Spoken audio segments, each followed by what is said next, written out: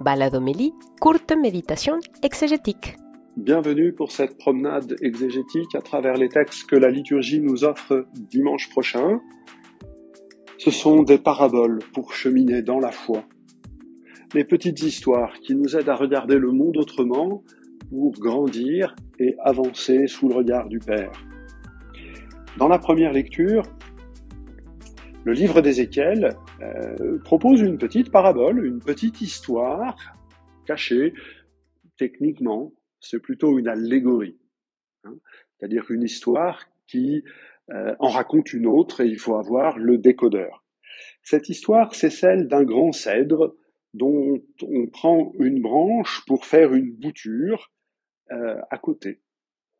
Et cette bouture, faite à partir d'une petite branche du grand cèdre, c'est Israël. On sait historiquement qu'effectivement, Israël, les tribus d'Israël sont liées intrinsèquement à ces peuples de Canaan, y compris ceux du Liban, de Tyr et de Sidon, puisque le grand cèdre, c'est l'image du Liban dans le livre d'Ézéchiel.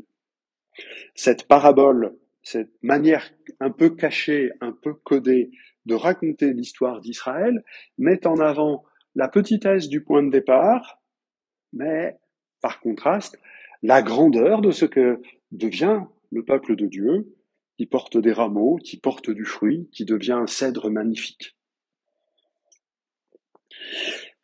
Ceci permet d'illustrer quelque chose qui est repris très souvent dans l'Évangile et qui sonne parfois comme une maxime. Je renverse l'arbre élevé, je relève l'arbre renversé. Les premiers seront les derniers. Voilà, un ensemble de propos tenus très souvent dans la Bible pour montrer à la fois la liberté, mais aussi la prodigalité de l'agir de Dieu, et qui n'a pas besoin de grandes choses pour commencer. Raconter l'histoire d'Israël sous la forme de cette allégorie, de cette parabole, permet de montrer le contraste entre le petit et le grand, le petit du point de départ et la grandeur de ce que Dieu réalise. La deuxième lecture nous fait poursuivre la lecture de la seconde lettre aux Corinthiens avec un texte qui insiste sur la foi. Nous cheminons non pas dans la claire vision, mais dans la foi. Nous sommes amenés à croire ce que Dieu nous dit avant que cela ne se réalise, avant que nous ne le voyions. Nous sommes amenés à croire cette parole d'amour et d'espérance avant que cette espérance ne soit réalisée. Mais on n'est pas obligé d'attendre que cela soit réalisé pour rentrer dès à présent dans le dessein et le projet de Dieu. Ce qui compte, notre ambition, c'est de plaire au Seigneur. Et Paul termine ce petit paragraphe par un rappel du tribunal du Christ. Il nous faudra tous apparaître à découvert devant le tribunal du Christ. Il y aura un jugement avec une rétribution. À première vue, cela semble contradictoire avec d'autres textes de Paul qui mettent en avant la grâce sur les œuvres. C'est la grâce qui nous justifie. Il faut peut-être distinguer les étapes. Si nous sommes devenus croyants, si nous sommes unis au Christ, si nous pouvons appeler Dieu Père et si nous pouvons entrer dans le bonheur de la vie fraternelle, c'est par grâce, par chance, par cadeau, par bonheur. Ça n'est pas parce que nous avons été sages qu'un beau jour Dieu, en récompense, nous dit « je vous permets de m'appeler papa ». Non, la grâce précède nos qualités. Le bonheur d'être unis au Christ est premier. Mais une fois que nous sommes unis au Christ, une fois que nous avons reçu la grâce, une fois que celle-ci a produit son travail de justification, de transformation, de renouvellement de jour en jour, comme nous le disait la liturgie la semaine dernière, il y a des exigences.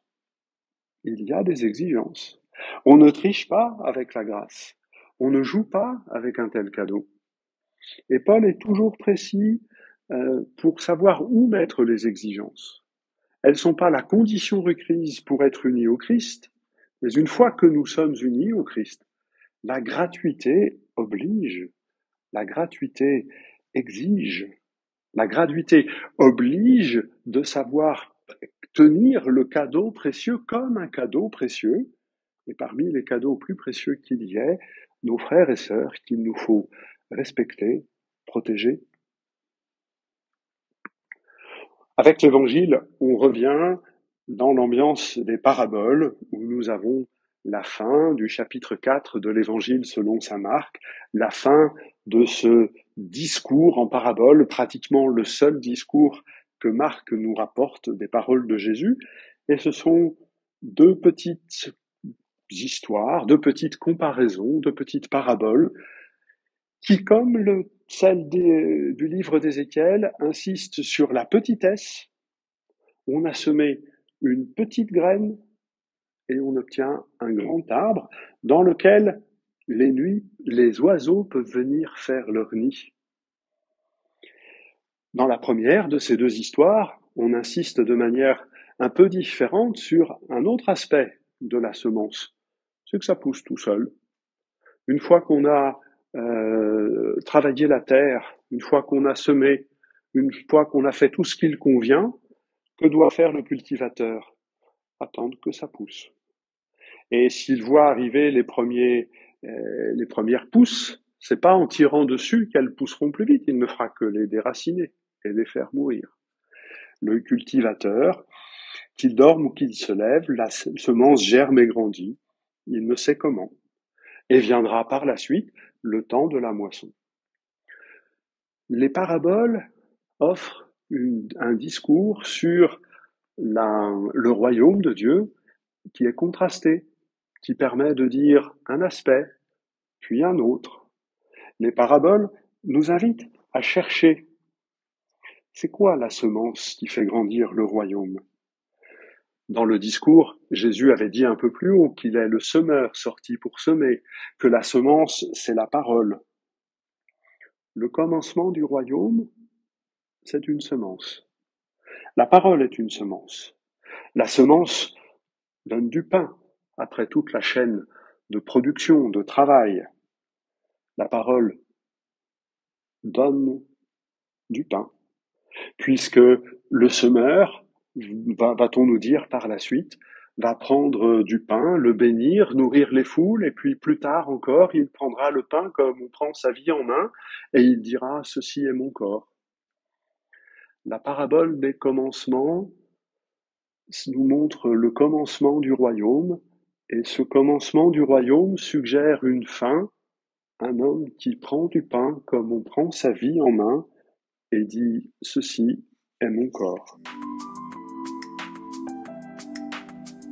Voilà, je vous souhaite une bonne semaine, un bon dimanche, et je vous dis à bientôt.